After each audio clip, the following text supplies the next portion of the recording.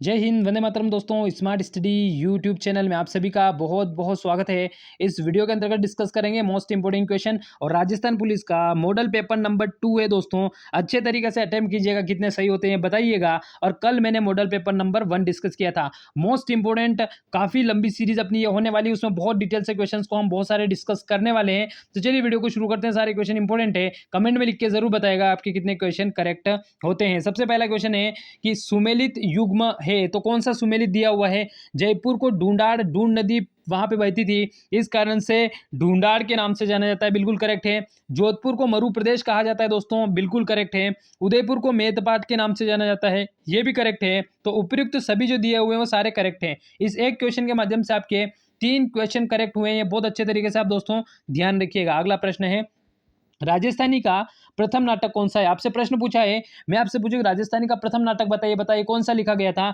आप बताएंगे सर केसर विलास लिखा गया था। यहाँ पे अपना सही उत्तर केसर विलास होने वाला है। और भी प्रथम चीजों से संबंधित आप थोड़ी सी डिटेल को देख लेते हैं कि कौन कौन सी है।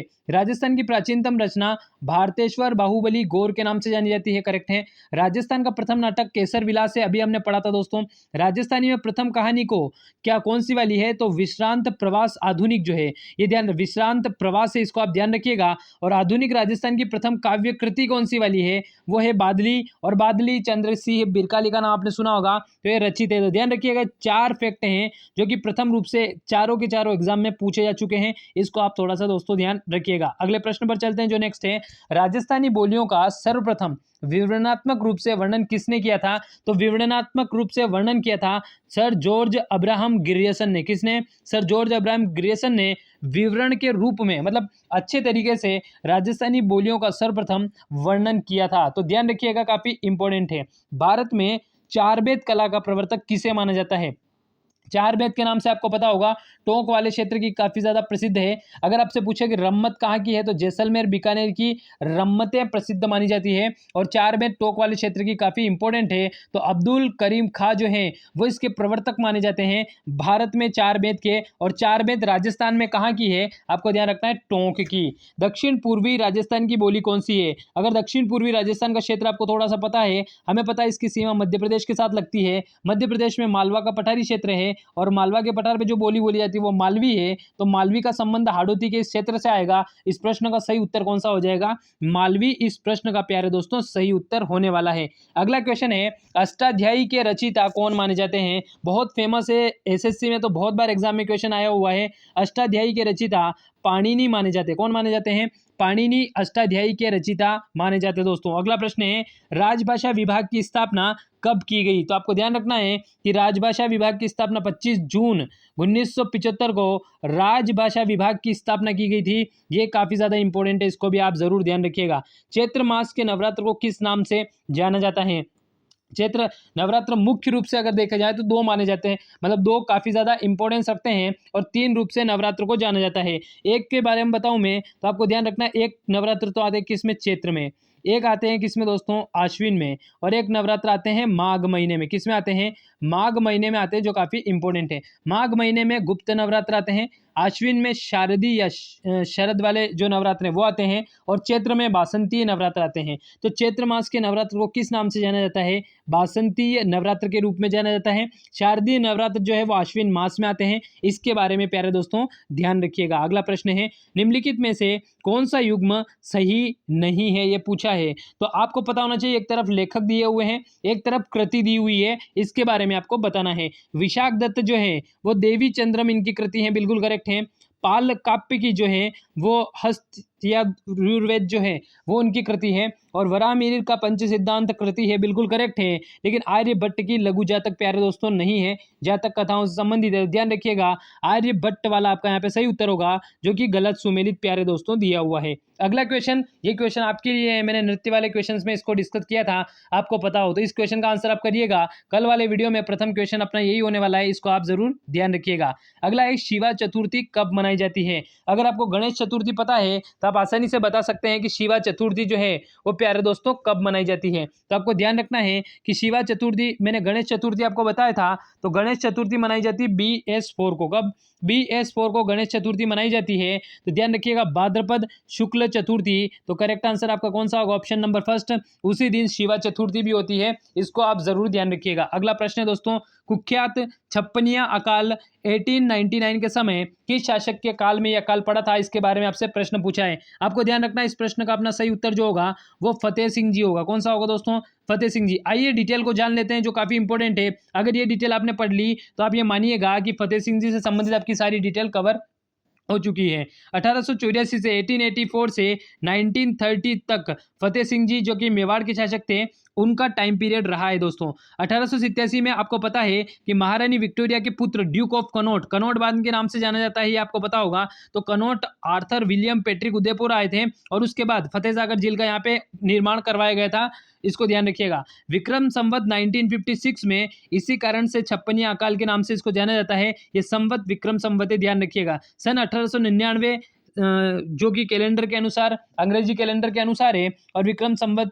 1956 है, इस कारण से इस अकाल का नाम छप्पनिया अकाल है। आपको अगर पता हो तो फतेह सिंह जी ये बोल सकते हैं कि अंग्रेजों के काफ़ी हितैषी बोल सकते हैं, तो वो थे और ये दिल्ली दरबार में जा रहे थे। उस समय ठाकुर केसरी सिंह बारट ने चेतावनी का चुंगटिया लिखा और 13 सोरठे लिखे, जिसके माध्यम से इनको यह एहसास करवाया कि जो महाराणा प्रताप किसी के अधीन नहीं रहे थे, आप दिल्ली दरबार में जा रहे हैं जो कि अंग्रेजों का है। तो ध्यान रखिएगा, उसके बाद ये दिल्ली तो गए थे लेकिन दरबार में शामिल नहीं हुए थे। ये फैक्ट भी इनके बारे में काफ़ी इंपॉर्टेंट है। प्रथम विश्व युद्ध में इंग्लैंड की मदद करने के कारण से इनको GCVO की उपाधि इनको दी गई थी, इसको ध्यान रखिएगा। और इन्हीं के शासनकाल में 1904 में प्लेग की महामारी फैली थी दोस्तों, ध्यान रखिएगा। अगर ये डिटेल पता है तो फतेह सिंह जी के बारे में लगभग आपका कोई भी क्वेश्चन गलत नहीं हो सकता। ये कंप्लीट डिटेल थी, इसको आप जरूर ध्यान रखिएगा कि फतेह सागर झील का निर्माण किसने करवाया, छप्पनिया अकाल किस सन में पड़ा था, 1899, विक्रम संवत 1956, और चेतावनी का चुंगटिया का संबंध किस शासक से माना जाता है, इसके बारे में आपको जरूर ध्यान रखना है, काफी ज्यादा इंपॉर्टेंट है। ये मैंने कम्युनिटी टैब में पूछा था, इसका आंसर देखते हैं कितने लोग दे पाते हैं। इसका आंसर आप जरूर दीजिएगा, मैंने कम्युनिटी टैब में वहां पे इस क्वेश्चन को जरूर डाला था, इसको आप जरूर ध्यान रखिएगा।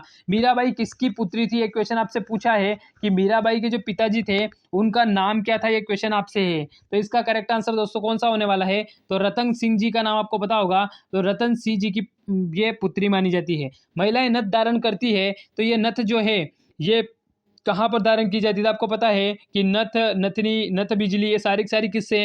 नाक से संबंधित है।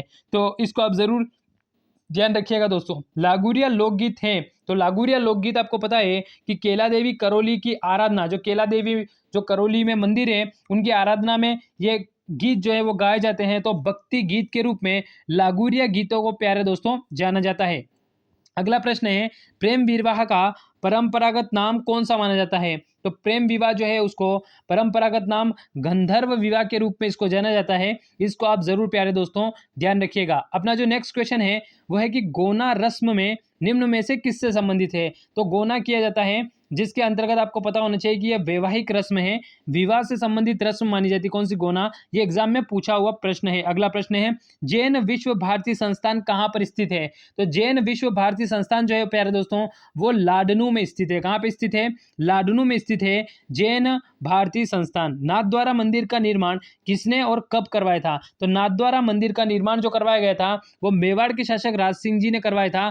औरंगजेब के समय जब मूर्ति तोड़ों का अभियान चला था उस समय मथुरा से 2 गुसाई मूर्तियां लेकर आए थे, उस समय इसका निर्माण करवाया गया था। तो नाथद्वारा मंदिर का निर्माण आप जरूर ध्यान रखिएगा, 1679 में इसका निर्माण करवाया गया था राज सिंह जी के द्वारा। अजमेर के ख्वाजा मोइनुद्दीन किस सूफी सिलसिले से प्यारे दोस्तों संबंधित माने जाते हैं? तो इनका सिलसिला माना जाता है चिश्ती। कौन सा माना जाता है? ये चिश्ती सिलसिले से प्यारे दोस्तों संबंधित थे। अगला प्रश्न है, गणगौर मेला कब आयोजित होता है? गणगौर का जो त्योहार है वो चैत्र में आता है, चैत्र कृष्ण तृतीया को आप थोड़ा सा ध्यान रखिएगा, काफी ज्यादा इंपॉर्टेंट है। अगला प्रश्न है, कौन सा कूट गलत सुमेलित दिया हुआ है? चोटीला पीर का जो उर्स लगता है वो पाली में लगता है, करेक्ट है। मलिक शाह पीर का उर्स जालोर में लगता है, करेक्ट है। गलियाकोट का उर्स डूंगरपुर में लगता है, करेक्ट है। तारकिन का उर्स गलत दिया हुआ है, अजमेर, अजमेर में नहीं लगता है। कमेंट में लिख के जरूर बताएगा कहाँ पे लगता है। ऑप्शन नंबर 4 आपका यहाँ पे सही उत्तर होने वाला है। गुप्त नवरात्र किस माह में आती है? तो आपको पता होना चाहिए कि माघ माह में आती है, आपको पता है। चैत्र में आती है बासंतीय नवरात्र, आश्विन में आती है शारदीय नवरात्र, और माघ माह में आती है कौन सी? तो हम चैती नवरात्र के रूप में भी गुप्त नवरात्र को जाना जाता है। निम्न में से कौन खेतड़ी झुंझुनू आए थे, ये क्वेश्चन आपसे पूछा है। स्वामी विवेकानंद जी खेतड़ी झुंझुनू आए थे, ध्यान रखिएगा। ताम्र नगरी के रूप में जाना जाता है और शेखावटी का सिरमौर झुंझुनू को प्यारे दोस्तों कहा जाता है। काफी इंपॉर्टेंट क्वेश्चन है। कपालेश्वर महादेव का जो मंदिर है या कपालेश्वर महादेव का जो मेला है, वो प्रश्न पूछा है कि वो मेला कहाँ पर लगता है। तो कपालेश्वर महादेव का मेला आपका कहाँ पे, बाड़मेर में लगता है। इसके बारे में आप जरूर ध्यान रखिएगा। अगला है कि वरकाना मेला कहाँ लगता है। बहुत सारे दोस्तों के लिए क्वेश्चन ऐसे होंगे कि अभी तक उन्होंने पहली बार देखे होंगे। तो ये वरकाना का मेला पाली में लगता है दोस्तों, काफी ज्यादा इंपॉर्टेंट है। अगला प्रश्न है, निम्नलिखित में से कौन सा कूट गलत सुमेलित दिया हुआ है। ये है कि श्री बलदेव पशु मेला मेड़ता नागौर में लगता है, करेक्ट है। श्री तेजाजी पशु मेला सबसे ज्यादा आय वाला माना जाता है, पर्वतसर नागौर में, करेक्ट है। श्री रामदेव पशु मेला मानासर में लगता है, करेक्ट है। जसवंत पशु मेला करौली दिया है, जो गलत है दोस्तों। करौली में ये मेला नहीं लगता है, भरतपुर में लगता है। इसके बारे में आप जरूर ध्यान रखिएगा। अगला प्रश्न है कि लोकप्रिय आभूषण तगड़ी शरीर के किस अंग पर पहना जाता है। तगड़ी पहना जाता है प्यारे दोस्तों कमर पर। कहाँ पर, तगड़ी हो गया, जंजीर हो गया, ये सारे आभूषण कहाँ पे है, कमर पर पहने जाते हैं। कंदोरा हो गया, ये सारे आभूषण कमर पर पहने जाते हैं। मारवाड़ रा परगनारी विगत के लेखक कौन माने जाते हैं। मोहनोत नैंसी जो है वो मारवाड़ रा परगनारी विगत के लेखक प्यारे दोस्तों माने जाते हैं। तो ये महत्वपूर्ण क्वेश्चन हमने डिस्कस किए। इसी प्रकार के वीडियोस के लिए और इसी प्रकार के टेस्ट के लिए आप स्मार्ट स्टडी यूट्यूब चैनल से जुड़ सकते हैं। स्मार्ट स्टडी टेलीग्राम चैनल को भी आप ज्वाइन कर सकते हैं। Thank you, thanks for watching. जय हिंद, जय भारत दोस्तों।